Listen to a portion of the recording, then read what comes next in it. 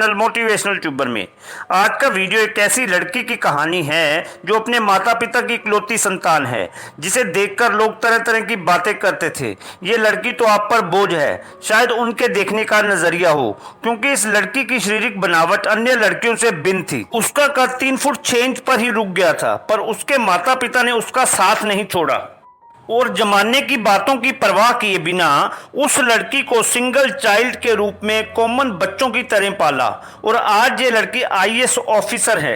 IAS Aarti Dogra पूरे देश में ख्याति प्राप्त ऑफिसर हैं और अपनी कार्यकुशलता के चलते पीएम नरेंद्र मोदी से भी वाहवाही ले चुकी हैं।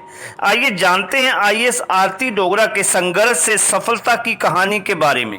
वर्ष 2006 बैच की आईएएस आरती डोगरा दून के विजय कॉलोनी की रहने वाली है।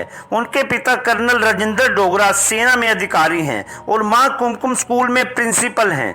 आरती के जन्म के समय डॉक्टरों ने साफ कह दिया था कि उनकी बच्ची सामान्य बच्चों से हटकर है। माता पिता के जुनून ने उनको हौसला प्रदान किया। उसी वक्त उनके माता पिता ने तय कर लिया कि उनकी बच्ची सामान्य स्कूल में अन्य बच्चों के साथ पढ़ने जाएगी। फिर उन्होंने ऐसा ही किया। उनको शुरू से इस बात के लिए प्रेरित किया कि वे पढ़ाई के अलावा खेल कूद और अन्य गतिविधियों में सामान्य बच्चों की तरह भाग लेती रहे। कर्नल पिता में ऐसा जुनून था कि बिटिया को उन्होंने न केवल खेल कूद में प्रोत्साहित किया बल्कि घुड़सवारी तक सिखाई। इसके लिए उन्होंने अलग से जीन तक बनवाकर उन्हें घोड़े पर बैठना सिखाया। आरती डोगरा बताती है कि सिंगल चाइल्ड के रूप में माता पिता ने मेरी परवरिश की। उन्होंने इतना हौसला प्रदान किया कि कभी किसी प्रकार की कमी महसूस नहीं होने दी। स्कूलिंग खत्म करने के बाद दिल्ली के श्री राम लेडीज कॉलेज से अर्थशास्त्र में ग्रेजुएशन करने के दौरान उन्होंने जमकर राजनीति में भाग लिया और छात्र संघ चुनाव भी जीती। वे कॉलेज की सांस्कृतिक गतिविधियों से लेकर डिबेट तक में खुद भाग लेकर अपने व्यक्तित्व को निखारती रही। ग्रेजुएशन के बाद पोस्ट ग्रेजुएशन उन्होंने देहरादून से की। इसके बाद अपने पसंद के काम यानी बच्चों को पढ़ाने में जुट गई। इस दौरान देहरादून की तत्कालीन कलेक्टर मनीषा के साथ उनकी मुलाकात ने उनकी पूरी सोच ही बदल कर रख दी। मनीषा ने उनको प्रेरित किया कि यदि वे लगन के साथ तैयारी करे तो आसानी से आईएएस अधिकारी बन सकती है। इसके बाद उन्होंने दृढ़ निश्चय कर लिया कि अब उन्हें वही मंजिल प्राप्त करनी है। मन लगाकर तैयारियों में जुट गई। कर्नल पिता को पता चला तो उन्होंने एक ही बात कही, चाहे जिंदगी में जो भी काम करो नतीजों की चिंता छोड़कर उसमें अपना पूरा 100% श्रम और विवेक झोंक दो। उन्होंने जमकर मेहनत की और उम्मीद के विपरीत लिखित परीक्षा पास कर ली। अब साक्षात्कार में जाना था। साक्षात्कार के लिए कमरे में प्रवेश करने से पहले बुरी तरह नर्वस हो चुकी थी। अंदर पहुंची तो इंटरव्यू बोर्ड के सदस्यों ने माहौल को कुछ हल्का बनाया तो हिम्मत आई। इसके बाद 45 मिनट तक सवाल जवाब का दौर चला। आर्मी और अर्थशास्त्र का बैकग्राउंड होने के कारण अधिकांश सवाल इसी से जुड़े थे। इस तरह वे अपने पहले ही प्रयास में आईएएस सेलेक्ट हो गई। वर्ष 2006-07 में आईएएस की ट्रेनिंग के बाद आरती डोगरा को सबसे पहले उदयपुर के एडीएम के तौर पर पोस्टिंग दी गई। इसके बाद वे अलवर और अजमेर के एसडीएम भी रही।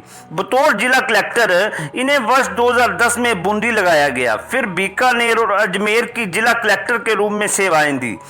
जोधपुर डिस्कॉम की भी प्रबंध निदेशक रही।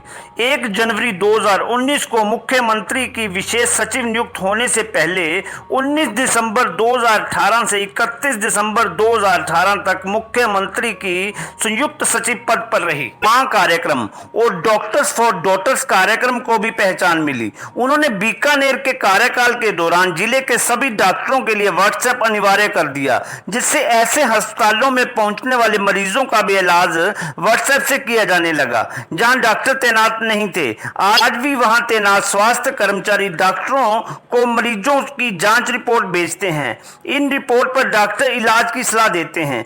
वर्ष 2013 में बीकानेर की डीएम रहते हुए उन्होंने बको बिकानो अभियान शुरू किया। इसमें लोगों को खुले में शौच नहीं जाने के लिए प्रेरित किया गया।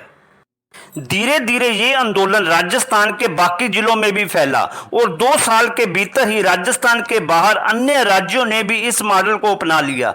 आरती डोगरा बताती हैं कि कुछ ही महीनों में बीकानेर की 195 ग्राम पंचायतों में सफलतापूर्वक ये अभियान चला। इसमें प्रशासन के लोग सुबह सुबह गांव पहुंचकर खुले में शौच करने वालों को रोकते थे। ऐसे गांव में घर घर पक्के शौचालय बनवाए गए, जिनकी मॉनिटरिंग मोबाइल के जरिए आउटकम ट्रैकर सॉफ्टवेयर से की जाती थी। वे अपने गृह प्रदेश उत्तराखंड के मंसूरी स्थित लाल बहादुर प्रशासनिक अकादमी में ट्रेनी आईएएस अफसरों से भी बको बिकानो अभियान के अनुभव कई बार साझा कर चुकी है। पेयजल और स्वच्छता मंत्रालय की ओर से दिल्ली में आयोजित कार्यशाला में भी वे केंद्र सरकार और मध्य प्रदेश के अफसरों को बको बिकानो अभियान के बारे में बता चुकी हैं। जयपुर में विश्व बैंक की ओर से दुनिया भर के प्रतिनिधियों की मौजूदगी में भी उन्होंने इस अभियान पर प्रेजेंटेशन दिया था। वे बताती है कि जब वे बीकानेर की डीएम थी तो दुनिया के 18 देशों के प्रतिनिधि अभियान को धरातल पर देखने समय समय पर उनके पास पहुंचे थे। डोगरा राष्ट्रीय और राज्य स्तर पर कई बार सम्मानित हो चुकी हैं। उन्होंने अपनी सफलता की राह पर कभी भी अपने कद को बाधक नहीं बनने दिया। वे जोधपुर डिस्कॉम की भी प्रबंध निदेशक रह चुकी हैं। इस पद पर नियुक्त होने वाली वे पहली महिला आईएएस अधिकारी रही हैं। वे अपना सबसे बेहतर कार्यकाल बीकानेर कलेक्टर रहने के दौरान मानती हैं, जहां उन्होंने कुछ अनाथ लड़कियों की मदद की। आज भी वे उनसे लगातार संपर्क में हैं। आरती डोगरा अपने जीवन के अनुभव साझा करते हुए बताती है कि आईएएस अधिकारी का पद कभी भी महिला और पुरुष में भेद नहीं करता है। ऐसे में उनको तो कभी इस बात का एहसास ही नहीं हुआ कि वे एक महिला हैं। इस पद पर रहते हुए किसी अधिकारी से जिस काम की अपेक्षा की जाए वे एक महिला भी आसानी से निभा सकती है।